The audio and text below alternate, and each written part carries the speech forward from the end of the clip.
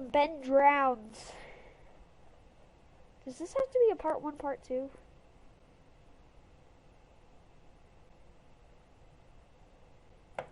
You know what I could do? Do you know what I could do? I could just show you the video. They have videos. They have videos, oh my god. Oh my god, they have videos. I'm kidding. I would never watch a video instead. So pretty much what's happening is he was going garage sailing because his friend gave him his an N64, so then he found a copy of Majora's Mask, and that's where I am right now. I'm sorry guys, but we have to skip all that crap. So let's get to it. After starting at the Majora-shaped blot, I looked up at the old man and was suddenly there again, arms length in front of me, smiling at me. I'll admit, I jumped out of reflex, and I laughed nervously as he handed me the Nintendo 64 cartridge. It was the standard gray color, except that it had written Majora on the back of it in permanent marker. I got butterflies in my stomach as I realized what a coincidence this was, and asked him how much he wanted for it.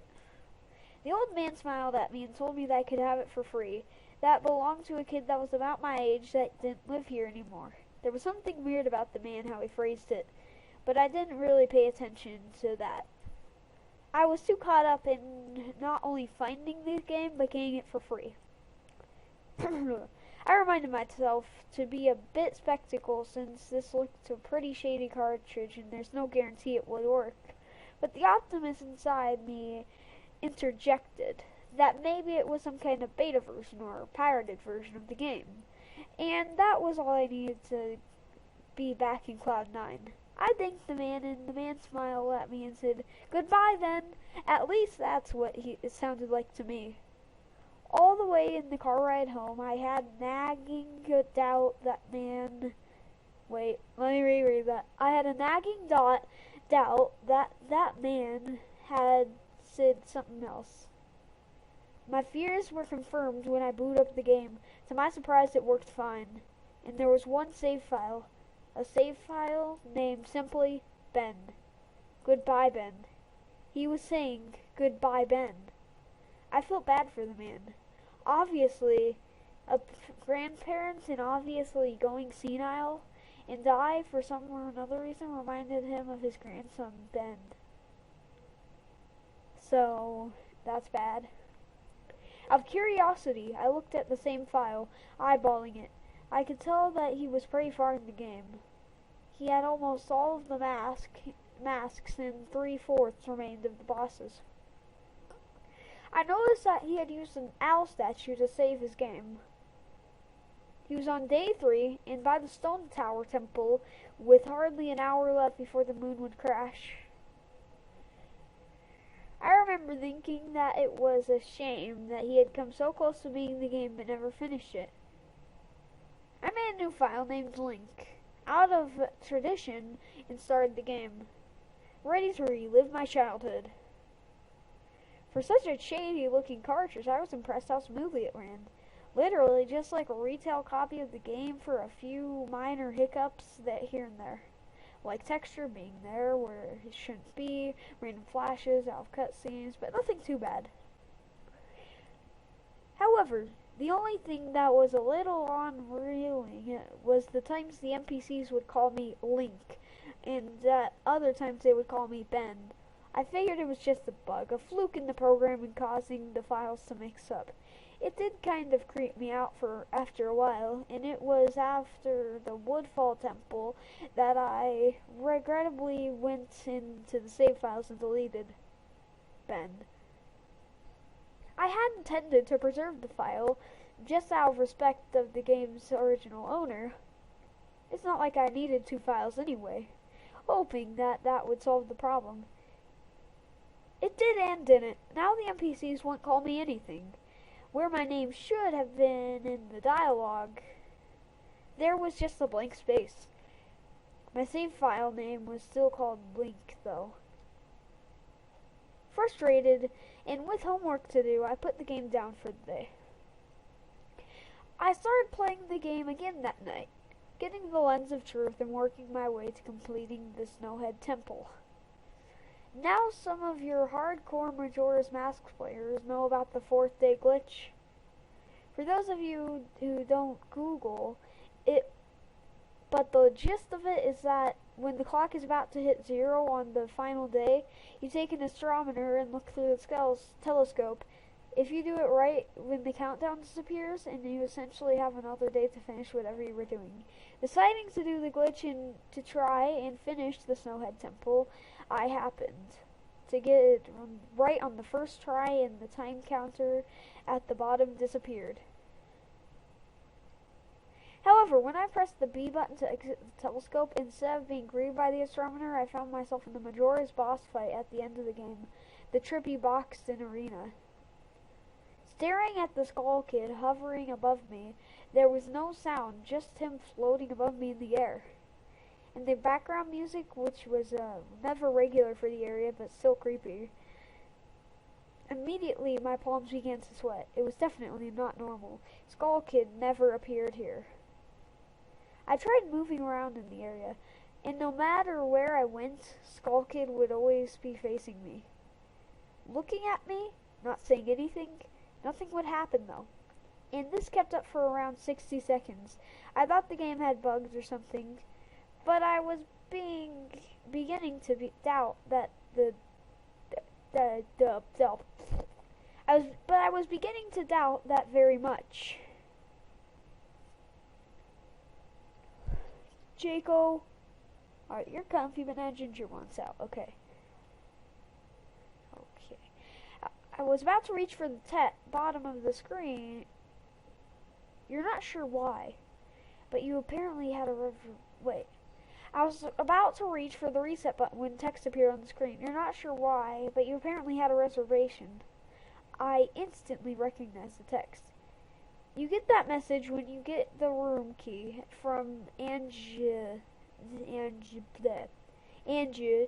at the Stockpot Inn. But why was it playing here? I refused to entertain the notion that it was almost as if the game was trying to communicate with me. I started navigating the room again, testing to see what that was some sort of trigger that enabled me to interact with something here. Then I realized how stupid I was to even think that someone could reprogram a game like this was absurd.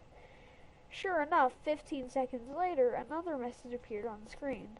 And again, like the first message, it was already pre-existing phrase. Go to the temple's boss, yes or no? I paused for a second. Jake. Wait, where was I? I paused for a second, contemplating what I should press and how the game would react.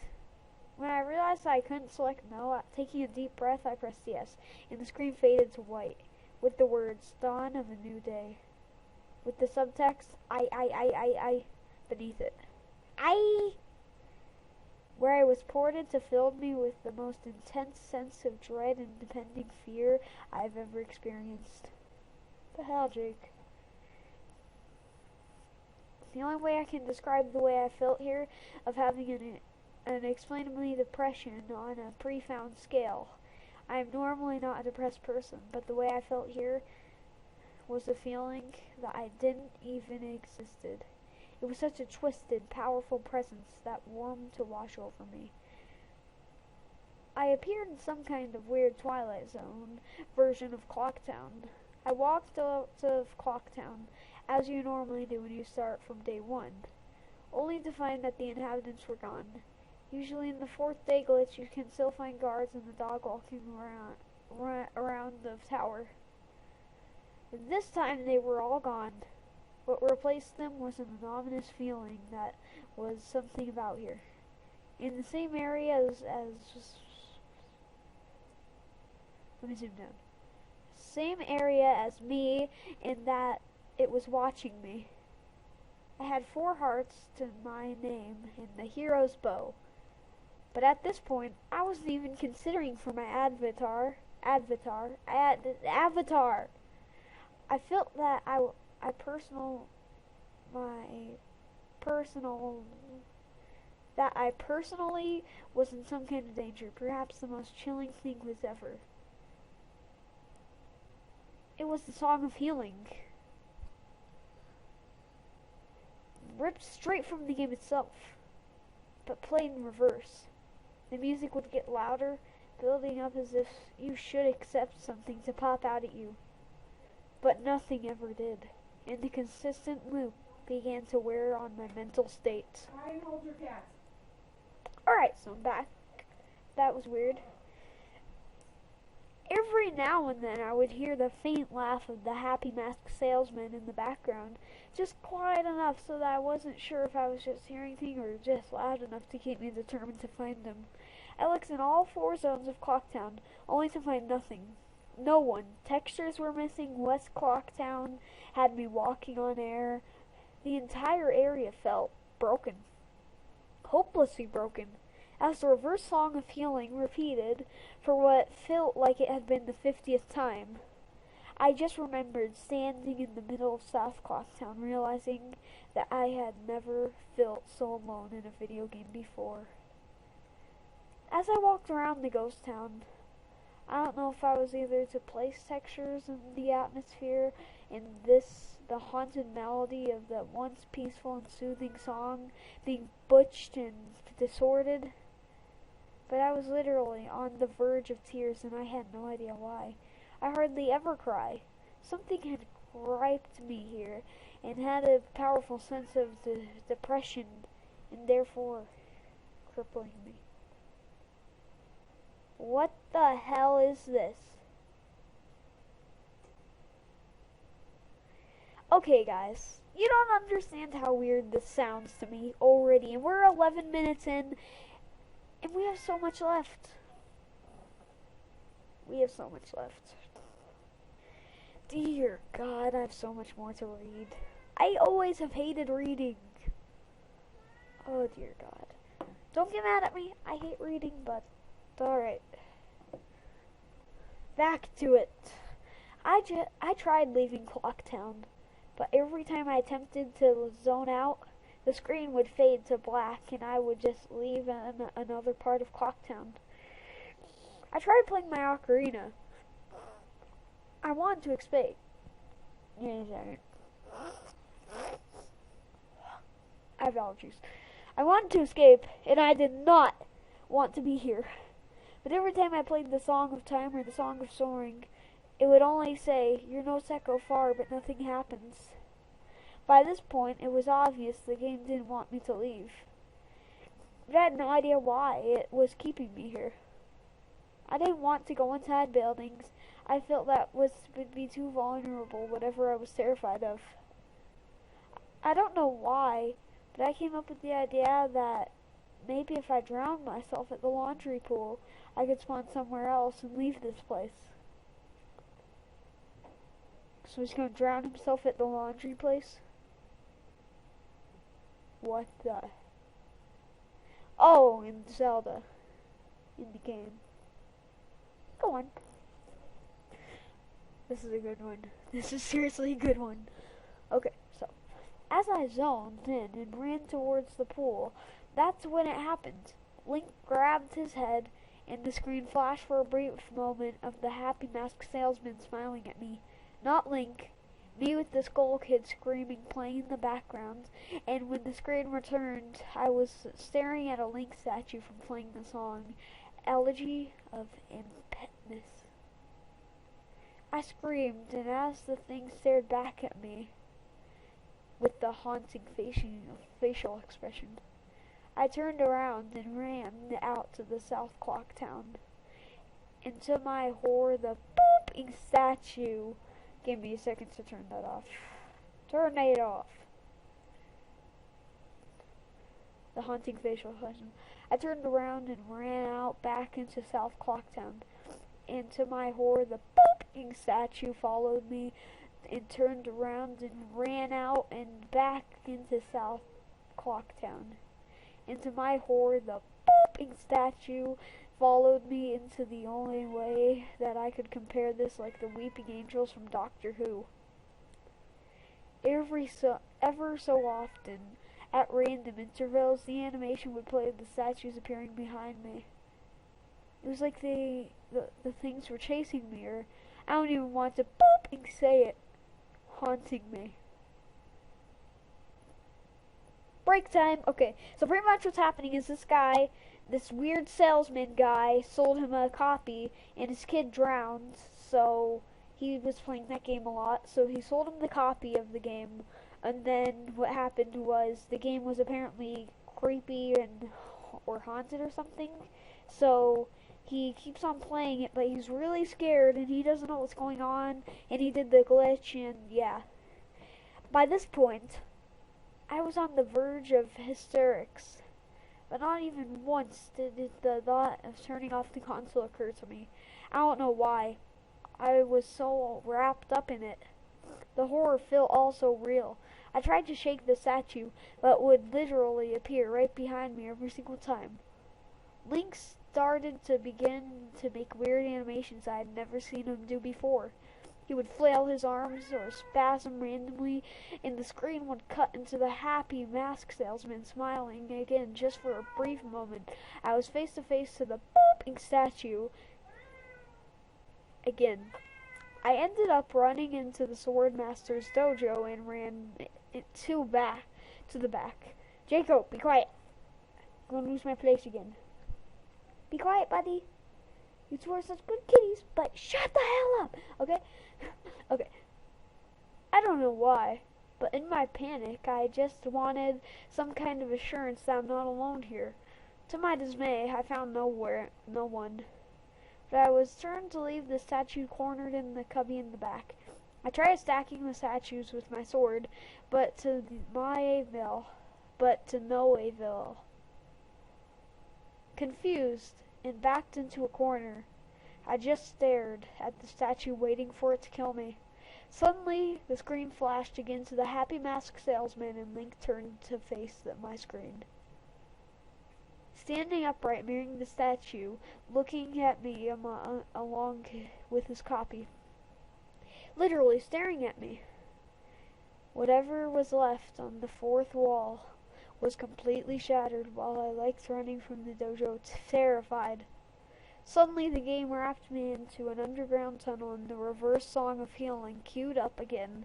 I was in a brief moment of rest before the statues started appearing behind me again. This time, aggressively, I could only take a few steps before it would summon behind me again. I hurriedly made my way out of the tunnel and appeared in southern Clocktown. As I ran aimlessly, in a sheer panic, suddenly I Red screamed, and the screen faded to black as dawn of new day, and I appeared again. Alright guys, we're going to take a little bit of a pause right here. I have to talk to someone, so be right back. Alright guys, I decided that this will be a part 1, part 2 thing because of how long this is, so we'll return later. So here's the whole thing summarized in 2 minutes and under 2 minutes. Okay, so we're going to get to the summary. So pretty much what's been happening is this guy bought a haunted game of Majora's Mask. And of course he deleted the game save called Ben Drowned, and now everyone's calling him weird. After he did the clock, everyone disappeared and nobody's calling him anything. He found himself with a happy guy mask and a music playing backwards. He doesn't know what's happening, so let's get back to the game.